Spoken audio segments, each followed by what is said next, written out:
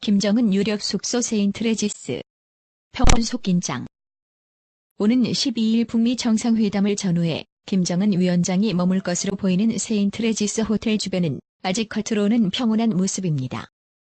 하지만 외부 감시용 CCTV가 추가로 설치되는 등 긴장감이 조금씩 고조되고 있습니다. 싱가포르 현지에 나가 있는 취재기자 연결해 자세한 내용 알아보겠습니다. 강진원 기자.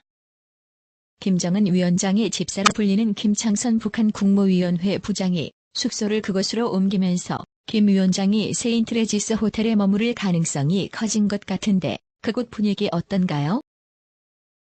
보시는 것처럼 호텔 주변 모습은 평소와 크게 다르지 않습니다. 호텔 앞 인도를 시민들이 자유롭게 걸어다니고 로비에도 들어갈 수 있습니다. 다만 호텔 측은 취재진의 접근과 촬영에는 민감한 반응을 보이고 있습니다. 호텔 로비를 벗어난 공간은 투숙객이나 허가받은 사람만 들어갈 수 있습니다. 저 역시 호텔 영역 밖에서 관련 소식을 전해드리고 있습니다. 베이징에 갔다가 불과 하루 만에 다시 싱가포르로 돌아오고선 숙소를 이곳으로 옮긴 겁니다.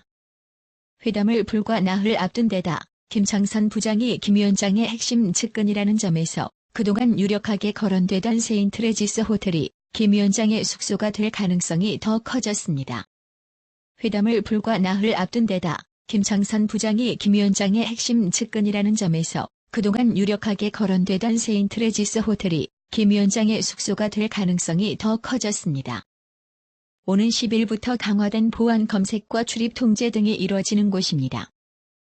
트럼프 대통령의 숙소로 예상되는 샹그릴라 호텔과는 직선거리로 570m 정도 떨어져 있습니다. 앵커 앞서 잠깐 언급하긴 했는데 그제 싱가포르에서 베이징으로 떠났던 김창선 부장이 하루 만에 다시 싱가포르로 돌아온 이유는 뭔가요?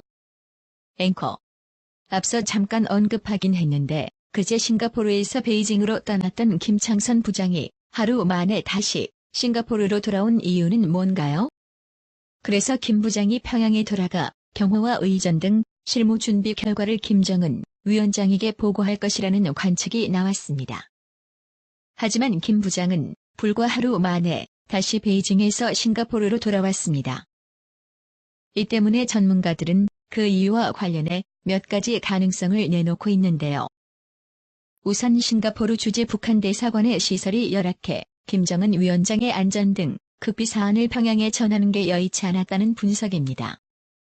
통신 등 상대적으로 보안이 담보된 중국 주재 북한 대사관을 이용했다는 겁니다. 베이징에 머무는 동안 중국 측 인사를 만났을 것이라는 관측도 나오고 있습니다.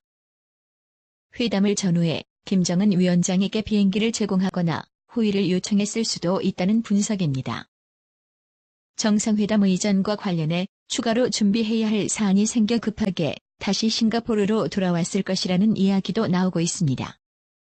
앵커 회담이 나흘 앞으로 다가오면서 현지 분위기도 고조될 것 같은데 어떻습니까?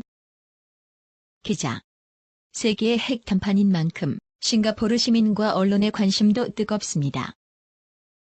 북미 정상회담이 연일 현지 언론의 주요 뉴스를 장식하고 있습니다. 특별행사구역 운영기간이 오는 10일부터 14일까지인 만큼 아직 출입 통제 등은 이루어지지 않고 있습니다. 하지만 북미 정상의 경호 문제가 있어서 긴장감이 조금씩 고조되고 있습니다. 특히 샹그릴라와 세인트레지스 호텔 등 두 정상의 숙소로 예상되는 곳과 회담장인 카펠라 호텔 주변은 경계가 한층 강화됐습니다. 추가로 CCTV 수십 개가 설치됐고 현지 경찰이 수시로 주변을 순찰하고 있습니다.